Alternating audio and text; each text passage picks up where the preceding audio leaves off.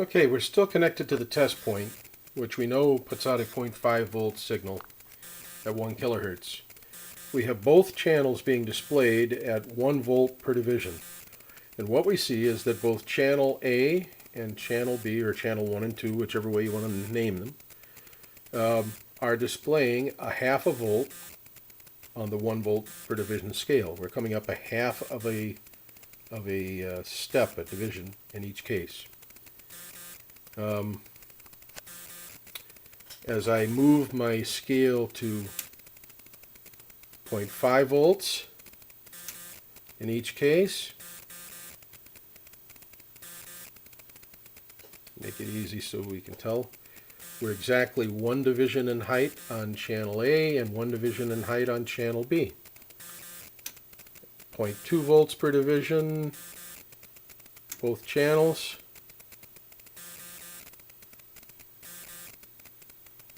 You see that we are 0.2, 0.4, 0.5, 0.2, 0.4, 0.5. 0.5 volts in each case. 0.1 volt per division. We're going to have to move this scale down. We see we are 1, 2, 3, 4, 5 divisions. So 0.5 volts. Channel 2, or channel B, we go to 0.1. Let's make this easier. We'll switch to channel B only. And we zero it out. We see 1, 2, 3, 4, 5 divisions. Okay, so now we'd like to go to 50 millivolts per division, but I can't get the whole thing to display on the screen. But we have a little trick here. We've been reading in the times 1 mode. If I switch both of the probes now, there's a little switch on the side of the probe, to times 10, I am now reading 1/10 of the voltage going into the scope, or from the signal here. So scope is seeing 1/10. So now I am on channel B still, and I adjust the 0, and I see at 50 millivolts per division I have 1 division. But I got to multiply that by times 10, so that's really 500 millivolts, which is 0.5 volts. So I'm showing 0.5 volts in 1 division. We go to channel A, and we should see the same sort of thing. 1 division, 0.5 volts. If I go to 20 millivolts per division, I can see that I have 20, 40, 50. I'm half there, 20, 40, and 50. If I go to channel B and go down to 20 millivolts and adjust it the same way, I see 20, 40, and 50. Go to 10 millivolts per division, and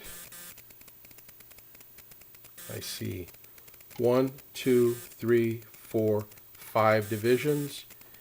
I'm at 10 millivolts per division, so that's 50 millivolts times 10 would be 500 millivolts, which is 0.5 volts. Perfect.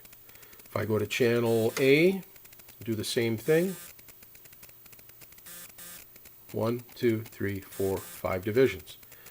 So we have tracked from 1 volt per division to 10 millivolts per division, and have hit it dead nuts using our calibrated voltage. Okay, we've decided to go ahead and try and test the response on the channels here using a triangle wave. And right now we have input a 100 hertz signal on the times 1 probe setting, and we are coming in at 5 volts per division. And we see that then we have 5, 10, 15, 20 volts. So we got a signal 20 volts in strength. I'm coming in on both channels. And we are right now at 10 milliseconds per division. So every division is 10 milliseconds. And we can see that our our peaks are hitting on every millisecond line. We're right on the division line across the screen.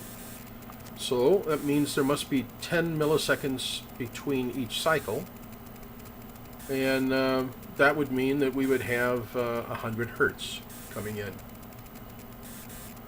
100 hertz is actually what I'm measuring with my frequency counter coming from that generator. Okay, so as I step forward in scale, here's 5 milliseconds per division. And in this case, we should be able to see that we can get the trace to come in so that there is at least 1, 2, 3, 4, 5 complete sweeps. And there is. And we are hitting 1, 2, 3, 4, 5 divisions. We go to 2 milliseconds per division, we get 2 complete sweeps. 1 millisecond per division, and we get 1 full sweep, which we can, here we go. What we see is we get 1 full cycle in 10 divisions at 1 millisecond per division, which is 10 milliseconds, which is 100 hertz. Excuse me. In order for me to be able to go to the next scale, we're going to have to kick up our frequency. I'm going to kick us up to 1,000 hertz. At 1,000 hertz, if we're on the 1 millisecond per division scale, then we should see that we land on every division line across the screen. And we do. Every single point is on a division line. So we have a full cycle in 1 millisecond. That means we're at 1,000 hertz, which is verified by the counter. We're at 1,000 hertz. So now I can step forward to 0.5 milliseconds per division. And again, I should be able to count at least 5 full cycles. 1, 2, 3, 4, 5. 0.2, I get 2. 0.1, I get 1 full cycle in 10 divisions. At 0.1 millisecond per division times 10 would be 1 millisecond, which is 1,000 cycles per second. In order for me to go to the next level of the horizontal, we have to kick ourselves up again. Okay, so at this point, I am running 10,000 cycles per second on the 0.1 millisecond per division, which means I should see on every division line I have a full cycle, which I do. 50, I should count 5 again. 20 milliseconds per division, I count 2. 10 milliseconds per division, I got 1 full cycle. There we go, 1 full cycle in 10 divisions. At 10 milliseconds per division means 100 milliseconds per cycle, which is 10,000 hertz. And again, I've got to increase my frequency once more to go to the next step. Now I'm looking at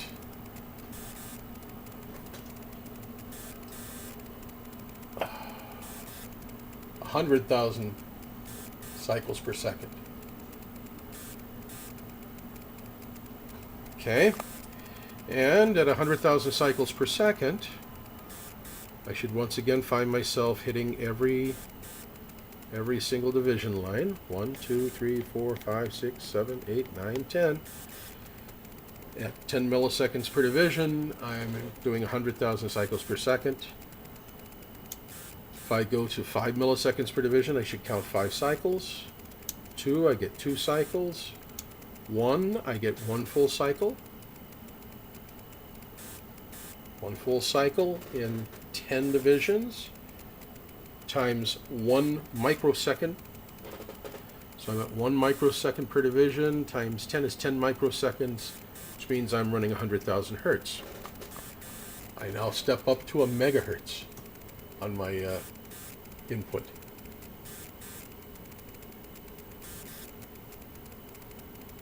And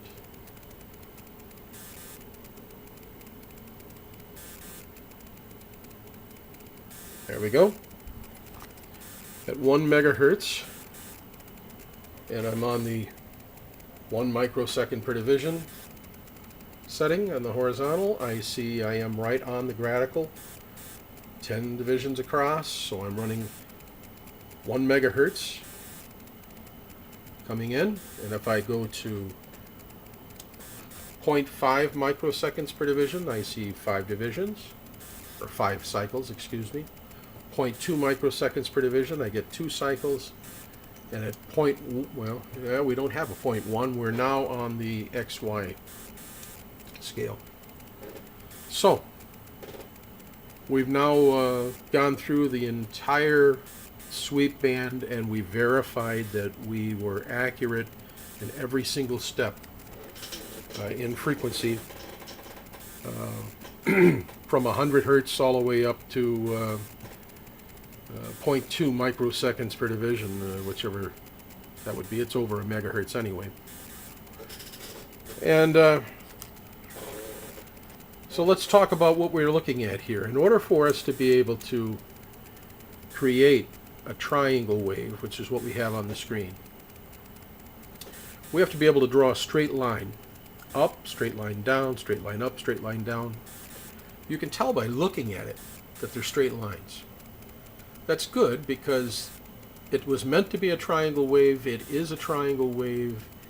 You can tell it's a triangle wave, so it means that the scope was able to faithfully reproduce that waveform. We checked the voltage earlier using the calibration set point, and we know that this scope faithfully gave us the voltage on the scale. And we've just now checked our frequency across all of the ranges. So knowing that our frequency was right and knowing that our voltage is right and seeing that we can linearly depict the waveform the way we want, we know that this scope is working very well. It's faithfully able to reproduce the signal that comes in.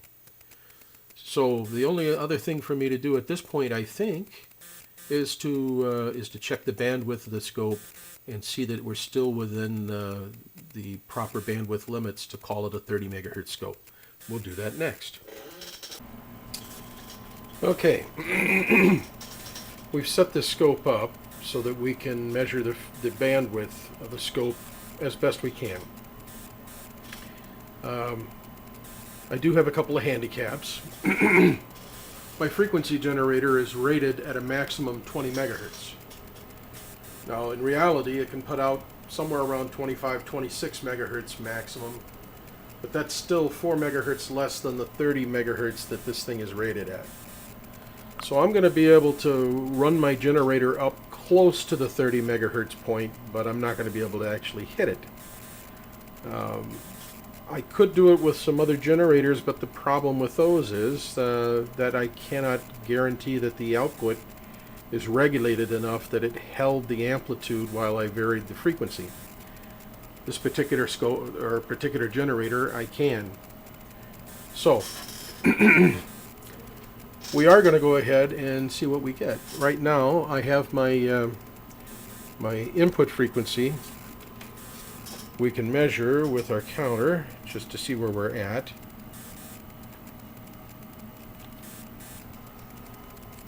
Our input frequency is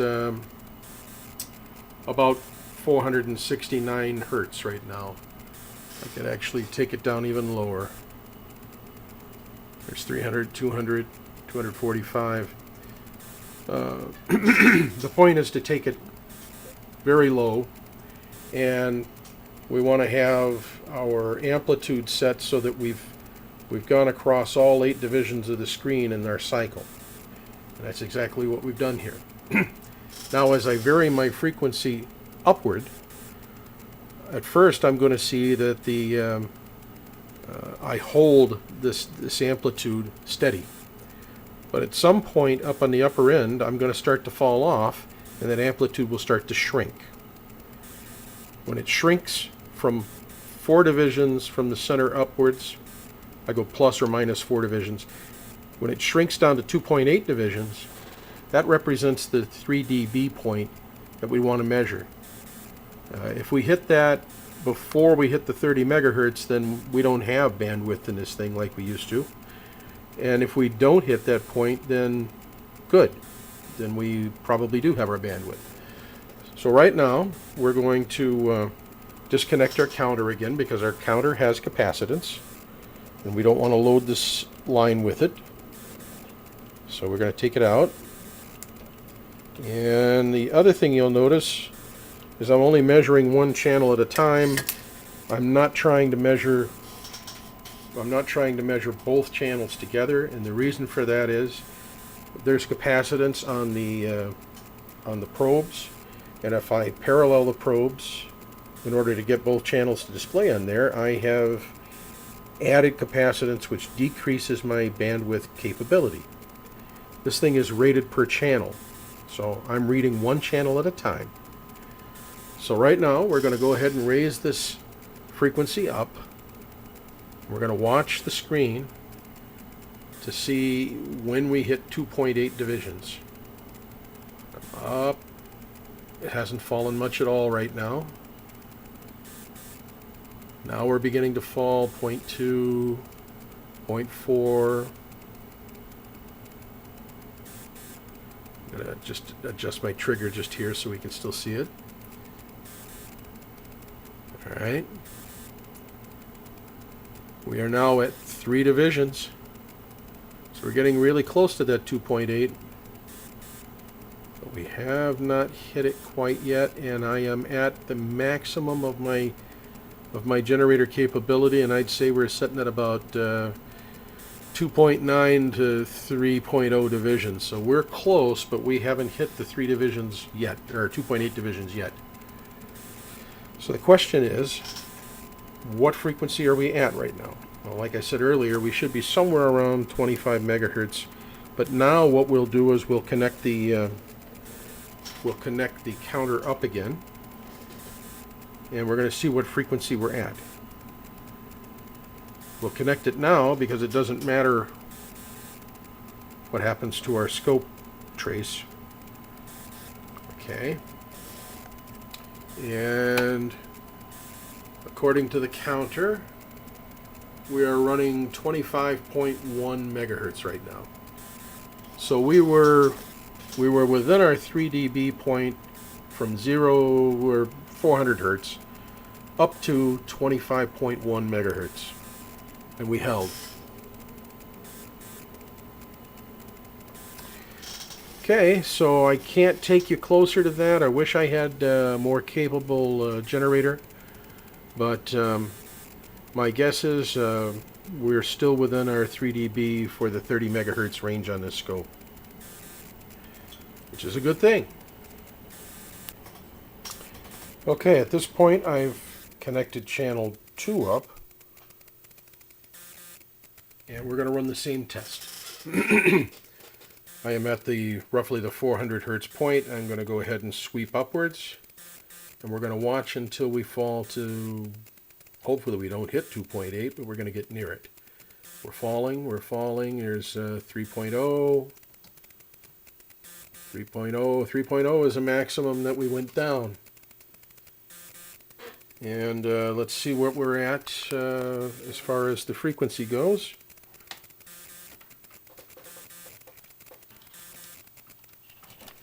Pardon me a moment.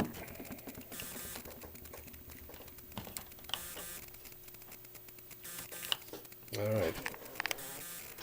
And what we see is we are at the 25.1 megahertz point again.